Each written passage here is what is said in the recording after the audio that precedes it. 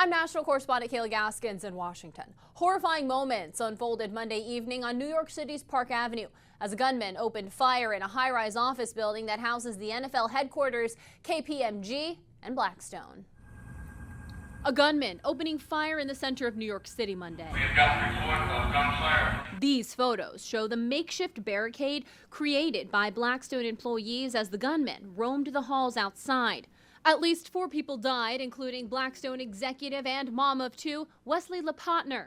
Another victim identified as 27-year-old Cornell graduate and Rudin employee Julia Hyman. Pure evil came to the heart of our city and struck innocent people. Also killed security officer Alad Etienne and Diderul Islam, an NYPD officer who was about to be a father of 3. He put himself in harm's way. He made the ultimate sacrifice, shot in cold blood, wearing a uniform that stood for the promise that he made to this city.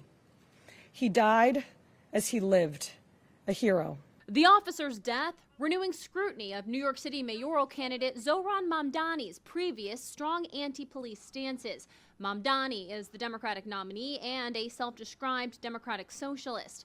In 2020, he wrote multiple posts on social media calling to defund the police. In one from June of 2020, he called the NYPD racist, anti-queer, and a major threat to public safety. But Mamdani changed his tune when he decided to run for mayor. I will not defund the police. I will work with the police because I believe the police have a critical role to play in creating public service, public safety. Current Mayor Eric Adams is running for re-election against Mamdani as an independent. Adams is a former NYPD officer. This was a fine young man that believed in faith, believed in fatherhood, and believed in protecting the city of New York.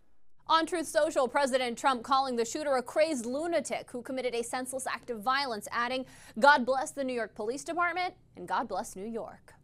In Washington, I'm Kayla Gaskins. The Department of Justice is now suing New York City for their sanctuary city policies, accusing them of interfering in immigration enforcement. Let's go to Emma Withrow, the fact-check team, to break this down. So I know that Mayor Adams has actually been trying to change the sanctuary laws since this lawsuit. Safety is one of the concerns that are brought up. Tell us more about it. Yeah, that's right. Now, as far as the lawsuit goes, the DOJ is accusing New York City's sanctuary policies of intentionally making it harder for federal immigration agents like ICE to do their job. So the lawsuit alleges these policies block the city from sharing basic information with ICE, like when a legal migrant is getting out of jail or when their court date is. And as a result, then ICE can't detain a lot of these criminal immigrants before they're actually just let go back out into the communities. Now, in 2024, NYC honored only 4% of ICE's requests to hold people. So the feds are arguing that this puts dangerous criminals back on the streets and violates federal law and is also a risk to public safety. And as we take a look at what's going on nationwide, there are many sanctuary cities throughout the U.S. So tell us more about the DOJ's other lawsuits. Definitely. So just in the last 3 months, the DOJ filed lawsuits against Los Angeles, New York State, Colorado, Illinois, the city of Rochester, New York, and then also several New Jersey cities to officially strike down or cancel their sanctuary policies because they're arguing that they violate the U.S. Constitution. Yeah, and then some who have that designation are actually changing their policies now. Emma's going to join us in a few minutes to dig deeper into which sanctuary cities are reversing course to avoid legal action from the federal government. Federal immigration authorities are fed up with sanctuary city policies, which they say shield criminal illegal immigrants. Now the DOJ is stepping in with new lawsuits. The latest lawsuit filed against New York City accuses the city of intentionally blocking ICE agents from doing their jobs. Let's go to Emma Withrow from the Fact Check team. So as we take a look at this, which sanctuary cities are reversing their policies to avoid lawsuits? And Louisville comes to mind. Yep, Louisville, Kentucky. That's the one, that everyone's talking about right now. They announced that the city's going to be begin finally complying with the Trump administration's 48-hour immigration detainer requests. And then in exchange, the federal government's going to drop Louisville from its sanctuary city list status. status. So what does this all mean? Well, now Louisville jails will give federal immigration agents a heads up 2 days before releasing certain inmates who might be in the U.S. illegally, and they're going to hold them even longer if they're asked to. So it's my understanding a federal judge just threw out the Trump administration's lawsuit against Illinois over its sanctuary policies. What was the justification there? So from what I found, the judge said Illinois has the constitutional right to refuse help with federal immigration enforcement under the 10th Amendment. That's the one that they cited. Okay, so it's a state versus federal power clash, essentially. Exactly, yeah, and I dug into the 10th Amendment today and looked into the annotations of that. So it says that there's not any powers specifically given to the federal government by the Constitution that are reserved to the states. So immigration enforcement is a federal responsibility. So while the federal government can enforce immigration laws, it can't force states or local officials to help them do it, is at least the interpretation that that judge took. All right, interesting. Emma, thank you. Thanks. For more on this fact check team topic, including links to their sources, scan the QR code or visit thenationaldesk.com. As the Trump administration continues their deportation plans across the country, they're also ramping up their ICE recruitment efforts to, as they put it, quote, defend the homeland. Let's go to Ana Maria DiPietro to discuss. And I know that there are some incentives to break down, correct? Yes, there are quite a few incentives for new recruits.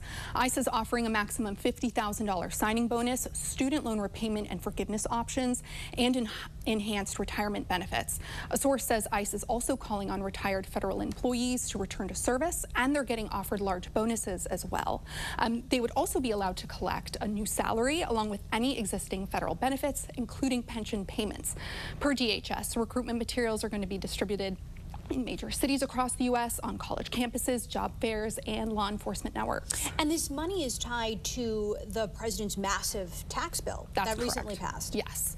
So it's all backed by funding from the One Big Beautiful Bill Act that passed just a few weeks ago. And DHS secured $165 billion. This money is going to go toward hiring 10,000 new ICE agents, which they hope will increase their deportation numbers. DHS says that right now, ICE has 20,000 law enforcement and support personnel across 400 offices in the U.S. Yeah, it'll be interesting to see the long-term impact of this, how far it goes. Ana Maria, thank you. Ana Maria will join us in a few moments to break down what else DHS plans to do with this money secured from the Big Beautiful.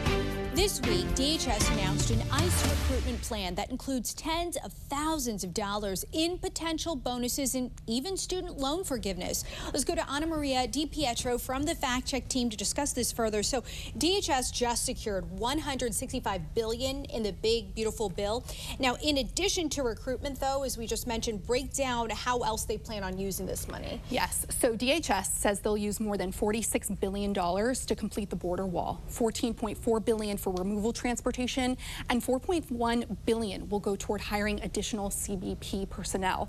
There's also funding to provide ICE with the detention capacity to maintain an average daily population of 100,000 illegal migrants, plus $5.9 billion for new technology and border surveillance, along with $12 billion going toward reimbursements for states who pushed back against the Biden administration's border policies. Yeah, and I'm glad that you brought that up, because as we look at the immigration approach, President Trump's approach as a whole, it's gotten mixed reaction.